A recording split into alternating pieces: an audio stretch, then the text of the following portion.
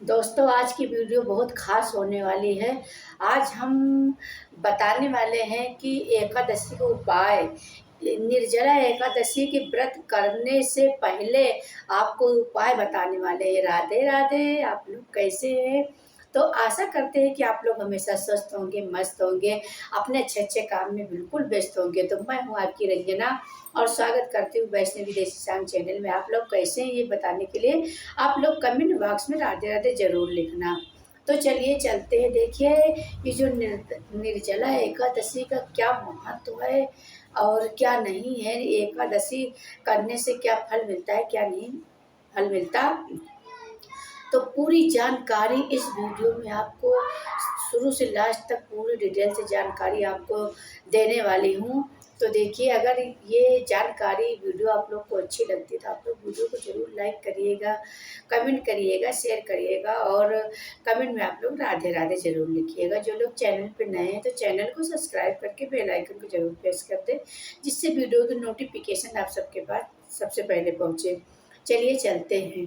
तो सबसे पहले आप जान लीजिए कि निर्जला एकादशी का क्या महत्व है। तो निर्जला एकादशी सारी एकादशी से सर्वश्रेष्ठ मानी गई है। कहते हैं कि जो व्यक्ति निर्जला एकादशी का व्रत करता है तो उसको 26 एकादशी का फल प्राप्त होता है, क्योंकि साल में 24 एकादशी पड़ती है। तो जब मलमास लगता है, जिसको खरमास कहते हैं, तो जब मलमास लगता है तो एकादशी बढ़ जाती है, तो इसीलिए 26 एकादशी हो जाती हैं और साल में 24 पड़ती हैं। तो वो जब मलमास लगता है तो 26 एकादशी हो जाती है। तो इस तरह से 26 एकादशी का फल प्राप्त होता है। और जो व्यक्ति, क्योंकि आपकी भगवान लक्ष्मी जी और भगवान विष्णु जी आज हम लोग के ऊपर बहुत कृपा कर रहे हैं। जो द्वादशी है, जो व्यक्ति, जैसे आप लोग निर्जला एकादशी का व्रत 6 जून को करेंगे, 6 जून को आप लोग निर्जला एकादशी का व्रत करेंगे। जो लोग 6 जून को करेंगे तो उनको 26 एकादशी का फल प्राप्त होगा। और जो लोग द्वादशी के दिन व्रत करेंगे उदया तिथि के हिसाब से, तो जो लोग 7 तारीख को व्रत करेंगे तो वो पूरे करोड़ों करोड़ों एकादशी का फल उनको प्राप्त होता है। तो अब आपके ऊपर डिपेंड है, आपके ऊपर है कि आप 6 तारीख को 6 जून को व्रत रखेंगे कि 7 जून को रखेंगे। ये तो आपकी श्रद्धा के ऊपर है, क्योंकि 6 को रखेंगे तब भी लक्ष्मी जी भगवान विष्णु प्रसन्न होंगे। बस यही है कि जैसा आप व्रत रखेंगे वैसा फल मिलेगा। तो निर्जला एकादशी के पहले हमको कौन-कौन नियम करना है, क्या खाना है, क्या नहीं खाना। तो देखिए, हमको दशमी के दिन एकदम शुद्ध भोजन करना चाहिए। लहसुन प्याज नहीं खाना चाहिए, बैंगन नहीं खाना चाहिए, मसूर की दाल नहीं खानी चाहिए, उड़द की दाल नहीं खाना चाहिए, चना की दाल नहीं खाना चाहिए। और जिस चूल्हे पे आपके घर में चूल्हा है या गैस है, जिस चूल्हे पर मांस बना हो, मांस मछली इस चीज़ का सेवन मतलब बना हो, तो उस चूल्हे का आपको भोजन नहीं करना चाहिए। दशमी के दिन से नियम का पालन करना चाहिए, मूली नहीं खाना चाहिए। तो इस तरह के पदार्थ, शहद नहीं पीना चाहिए। तो इस तरह के सेवन नहीं करना चाहिए, पदार्थ का बिल्कुल नहीं सेवन करना चाहिए। और हमको दशमी के दिन से ही 3 दिन का कहते हैं कि जो व्यक्ति 3 दिन का एकादशी का नियम का पालन कर लेता है, क्योंकि जिसका शरीर स्वस्थ है तो वो पालन कर सकता है। नींद नींद यानी सोना नहीं चाहिए। ज़्यादा से ज़्यादा भगवान का भजन करना चाहिए। ज़्यादा से ज़्यादा आपको ज़मीन पे लेटना चाहिए। ज़मीन पर लेट के और आपको भगवान श्रीमन नारायण का ज़्यादा से ज़्यादा जाप करना चाहिए। तो हमको दशमी के दिन से यही, क्योंकि दशमी के दिन हमको एक समय भोजन लेना चाहिए। अब वो एक समय है कि आप सुबह भोजन ले लें, शाम को आप फलाहार ले लें। निर्जला एकादशी में, ये निर्जला एकादशी को तो आप फल नहीं ले सकते हैं। बहुत लोग फल लेते हैं और जल लेते हैं, लेकिन इसमें फल ना लेना चाहिए, ना जल लेना चाहिए और ना ही भोजन लेना चाहिए। ये निर्जला एकादशी का बहुत ही महत्व माना गया है। कहते हैं कि व्यक्ति जितने चाहे जितना पाप कर ले, लेकिन निर्जला एकादशी का व्रत करने से सारे पापों से मुक्ति मिल जाती है और व्यक्ति वैकुंठ लोक को जाता है, जो पुनः जन्म पुनः मृत पुनः जन्म पुनः मृत से छुटकारा पा जाता है। तो शास्त्रों के हिसाब से, हमारे हिंदू पंचांग के हिसाब से एकादशी का व्रत बहुत ही महत्व माना गया है। सारी एकादशी हमको करना चाहिए। जो महीने में 2 एकादशी पड़ती है, शुक्ल पक्ष की और कृष्ण पक्ष की, तो हमको दोनों एकादशी का व्रत करना चाहिए। बहुत लोग कहते हैं कि कृष्ण पक्ष की करो और शुक्ल पक्ष की ना करो, शुक्ल पक्ष की करो कृष्ण पक्ष की ना करो। तो नहीं, हमको दोनों एकादशी, अपने हिंदू धर्म में दोनों एकादशी का व्रत हमको करना चाहिए। और तीनों दिन की हमको, दशमी की, द्वादशी की और मतलब कि तीनों हमको एकादशी का हमको नियम का पालन बहुत ही ज़रूरी है। नियम का पालन, ब्रह्मचर्य का पालन करना चाहिए। 3 दिन हमको, जैसे आप पति पत्नी है तो पति पत्नी को संग नहीं रहना चाहिए। तो इस तरह से आपको नियम का अगर आप पालन कर लेते हैं तो हमारी लक्ष्मी जी और भगवान विष्णु की कृपा बहुत प्राप्त होती है। फिर हमको पुनः जन्म पुनः मृत से हम छुटकारा पा जाते हैं। तो इस तरह की आप लोग गलती मत करना। और दशमी की, और जो लोग, देखिए हम हर वीडियो में आपको डिटेल से बताते हैं कि जो व्यक्ति, हम कह रहे हैं कि जो व्यक्ति जैसे कहते हैं कि उठ के और उठ लो, उठ के उसके बाद में जल पी लो, जल पीने के बाद आप व्रत का संकल्प लें, तो ये बिल्कुल गलत है। आप व्रत जल पी के व्रत का, क्योंकि ये निर्जला एकादशी है, तो आप शाम को जल पी लें, फल खा लें, अगर नहीं हो सकता तो भोजन कर लें। लेकिन हमको दशमी के दिन तो करना है, लेकिन दशमी के दिन सुबह हमको जल नहीं पीना चाहिए। अगर आपका नहीं शरीर साथ दे रहा है, बहुत ज़्यादा बीमार हैं, तब आप जल ले सकते हैं, वो भी तुलसी पत्र डाल के, तुलसी पत्र डाल के तब आप जल, एक थाली में तुलसी पत्र डाल लीजिए। उसके बाद में आपको, जैसे हमारी गौ माता जल पीती है उस तरह से आपको जल पीना है। और पीछे से आपके बच्चे हो या पति हो या पत्नी हो, वो मतलब डंडा लेके हट हट कर रहे, तब आपको उस जल का कोई पाप नहीं लगेगा। जल का पाप नहीं लगेगा और एकादशी का आपको पूरा फल मिलेगा। आपका फल उसमें से कम नहीं होने वाला, फल जरूर मिलेगा। तो इस तरह से आप लोग नियम का पालन करना, क्योंकि अगर 3 दिन के हम एकादशी का नियम का पालन नहीं करते हैं तो हमको फल नहीं मिलने वाला। अगर हम गलती करते हैं तो जैसी जिसकी श्रद्धा रहती है उसी हिसाब से आपको फल मिलता है। और ज़्यादा से ज़्यादा देखिए, व्यक्ति को ये मतलब जो जो चीज़ हम आपको बता दिए हैं उसको आपको खाना नहीं चाहिए। उड़द की दाल, चने की दाल, मसूर की दाल, उसके बाद में ये जो बैगन है, मूली है, शहद है, जिस चूल्हे पे मांस बना हो, मांस मदिरा मान लो बना हो, उस पे उसका हमको सेवन नहीं करना चाहिए। हमको झूठ नहीं बोलना चाहिए, हमको किसी की लुतरी नहीं करना चाहिए, हमको सोना नहीं चाहिए, तो हमको किसी की परपंच नहीं करना चाहिए। तो ये सब बात आपको व्रत में बिल्कुल ना करें, बिल्कुल ये सब गलती बिल्कुल ना करें। उसके बाद में सुबह हमको जल्दी सुबह उठ जाना है।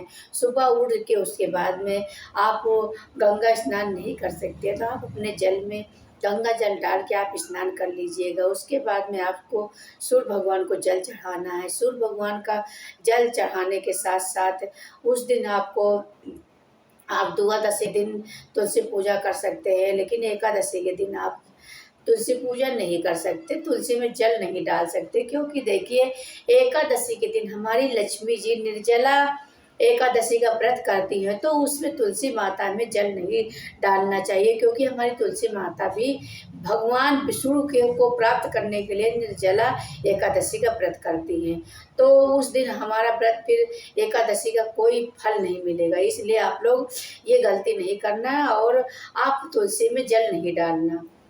आपको दशमी के दिन ही, क्योंकि दशमी के दिन पड़ता है बृहस्पतिवार, तो आपको बुधवार को भी आपको तुलसी पत्र तोड़ लेना है। उसके बाद में आप चौकी बिछा लीजिए, चौकी बिछा लीजिए। उसके बाद में आपके पास मूर्ति है तो मूर्ति है, नहीं भगवान विष्णु जी का आप फोटो विराजमान करके उसके बाद में उस दिन आपको पीली साड़ी पहननी है। पीली साड़ी पहने या लाल, क्योंकि उस दिन पीली साड़ी भगवान विष्णु को बहुत प्रिय होती है। भगवान विष्णु को हमेशा पीला वस्त्र बहुत प्रिय होता है, तो पीला वस्त्र ही पहनना चाहिए। पीला वस्त्र पहने और भगवान विष्णु को जनेऊ अर्पण करें, पीला वस्त्र पहनाएं, कलावा रखें। उसके बाद में अब उस दिन ज़्यादा से ज़्यादा दान करें। आप उस लायक नहीं है तो आप एक घड़े का दान कर सकते हैं। घड़े में जल डाल लीजिए, चीनी डाल लीजिए। उसके बाद में नहीं बड़ा घड़ा आप दान कर सकते हैं तो छोटा घड़ा ही आप दान कर दीजिए। छोटा, क्योंकि जल से बड़ा दान नहीं होता है ये निर्जला एकादशी में। अगर कुछ है आपके पास, जो कुछ आपके पास पर्याप्त है, ये नहीं है कि आप ये इसका दान करिए उसका दान करिए, जो कुछ आपके पास है। अगर आप शरबत पिला सकते हैं, शरबत का भी दान कर सकते हैं। उस दिन पूजा करने में आपको चावल नहीं लेना, क्योंकि चावल उस दिन बिल्कुल एकादशी के दिन वर्जित रहता है। तो आप लोग अगर मान लो कि 6 जून को व्रत करते हैं तब भी अच्छा है, और जब आप 7 तारीख को व्रत करते हैं तो अब वो और सर्वश्रेष्ठ है। वो 7 तारीख वाला और सर्वश्रेष्ठ है। तो आप दोनों दिन व्रत कर सकते हैं। दोनों, अगर दोनों व्रत कर सके तो और अच्छी बात है, और ही भगवान की कृपा होगी। 6 को व्रत करें और 7 को करें तो और भी। ये शास्त्र के लिखी बात हम आपको बता रहे हैं, और मैं ऐसे अपने मन से नहीं बता रही हूँ। तो ये बात आप लोग लिख लीजिएगा। और उसके बाद में आपको ज़्यादा से ज़्यादा देखिए सोना नहीं चाहिए। दिन में तो बिल्कुल नहीं सोना चाहिए, रात में थोड़ी देर के लिए सो लें। उस नहीं तो आपको भगवान का भजन ज़रूर करना चाहिए। भगवान के भजन में, भगवान के भाव में पूरे दिन रहना चाहिए बिल्कुल। और अशब्द बात किसी को नहीं बोलना चाहिए। गलत बिल्कुल किसी को ना बोलें, गलत ज़बान बिल्कुल ना निकालें। ज़्यादा बोलना नहीं चाहिए, व्रत में ज़्यादा बोलना नहीं चाहिए। ज़्यादा व्यायाम, ज़्यादा मेहनत वाला काम एकादशी में नहीं करना चाहिए कि जिससे आपको प्यास लगे, आपके शरीर को हानिकारक हो, आप बीमार हो जाए। तो ज़्यादा मेहनत वाला भी आपको कार्य नहीं करना उस दिन। अब ये क्लियर हो गया। उसके बाद में आपको उस दिन हल्दी भी विष्णु भगवान और लक्ष्मी जी के ऊपर हल्दी भी चढ़ानी है। तो इस तरह से आपके पास फल है तो आप कोई भी फल चढ़ा सकते हैं, लेकिन केला ज़रूर चढ़ाना, क्योंकि भगवान विष्णु और लक्ष्मी जी को केला बहुत प्रिय है। तो उस दिन आपको केला ज़रूर चढ़ाना है। और पंचामृत से स्नान जरूर कराना है। आपको गाय का दूध नहीं मिलता है तो आप चीनी डाल के, पंचमेवा डाल के आप भगवान को पंचामृत से स्नान जरूर कराइएगा। मूर्ति है तो आप उसमें स्नान करा लीजिए, नहीं मूर्ति तो आप गंगा जल का छिड़काव, आपके पास फोटो गंगा जल का, आप पंचामृत से छिड़काव कर लीजिएगा। उसके बाद में आपको विधि विधान से पूजा करना है। निर्जला एकादशी के उस दिन आपको कथा जरूर सुननी चाहिए। कथा जरूर सुने। आपके घर में कोई व्यक्ति है तो उनसे सुन ले, नहीं तो खुद आप पढ़ लें, कथा सुन ले, आरती कर ले, उसके बाद में परिक्रमा लगा ले। तो इस तरह से हमको तुलसी जी का और विष्णु जी का निर्जला एकादशी के दिन व्रत करके हमको भगवान विष्णु और लक्ष्मी जी को प्रसन्न करना है। अपना जीवन धन धान बनाना है, घर में सुख समृद्धि आएगी और आपका जीवन मंगलमय होगा। आपको कोई कामना नहीं करनी, बस ऐसे व्रत रहना है। भगवान खुद आपकी माया को समझते हैं और सब कुछ भगवान, हमारे विष्णु भगवान और लक्ष्मी माता सब पे कृपा करते हैं, सब पे कृपा करते हैं। कहते हैं कि जो व्यक्ति एकादशी का व्रत नहीं रहता है, निर्जला एकादशी का व्रत नहीं रहता, सिर्फ वो निर्जला एकादशी के दिन नियम का पालन करता है, तो उसके भी भगवान विष्णु भगवान उसके भी ऊपर कृपा करते हैं।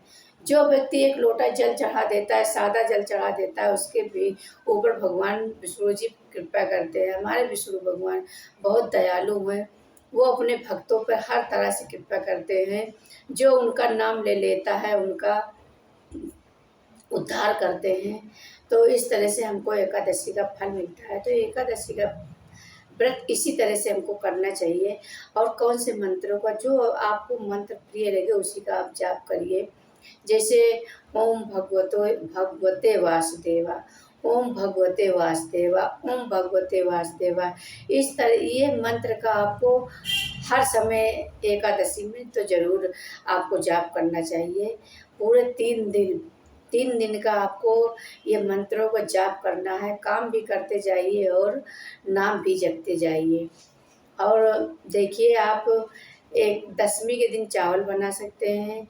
एकादशी के दिन बिल्कुल घर में भी चावल नहीं बनाना, क्योंकि निर्जला एकादशी के दिन जितने पाप हैं सब चावल में आ जाते हैं। तो आप अपने घर में न चावल बनाइएगा, न बच्चों को दीजिएगा, और खुद तो चावल इस्तेमाल नहीं करना। जहाँ तक हो सके निर्जला एकादशी में चावल का दान भी नहीं करना। और पारण के दिन तो आप हो सकता है तो ब्राह्मण को भोजन करा दीजिए, नहीं हो सकता है तो आप दान दीजिए, नहीं दान दे सकते तो शरबत ही पिला दीजिए, जो कुछ आपके सामर्थ्य है। ये नहीं भगवान कहते कि आप इतना हो कि आप कर्जा ले लो, नहीं, आपको कर्जा लेने की ज़रूरत नहीं है। इस तरह से आपको कोई नहीं समझाएगा, पूरा सरल विधि से आपको समझा रहे हैं। क्योंकि देखिए, सबके पास बहुत सारा धन नहीं रहता कि वो सारा सामान ले आएँ, एकादशी में सारा सामान ले आएँ, सारा आइटम ले आएँ। बहुत से गरीब लोग हैं कि सामान के लिए व्रत नहीं करते। तो आप लोग ये गलती नहीं करिएगा कि हमारे पास कुछ नहीं है तो हम व्रत ना करें। आपको व्रत करना ही करना है, आपके पास कुछ हो या ना कुछ हो। देखिए, हमारे भीमा के घर में कुछ नहीं था, तो भगवान लक्ष्मी जी और भगवान विष्णु साक्षात जाके उनके घर में विराजमान हुए।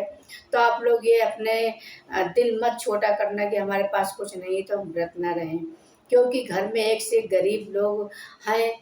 कहीं-कहीं बहुत लोग गरीब हैं, बहुत गरीब है कि उनके पास कुछ नहीं है, तो कोई व्रत नहीं रखते। तो आप कोई व्रत ना रखें, लेकिन निर्जला एकादशी का व्रत आप लोग ज़रूर रखना निर्जल रह के।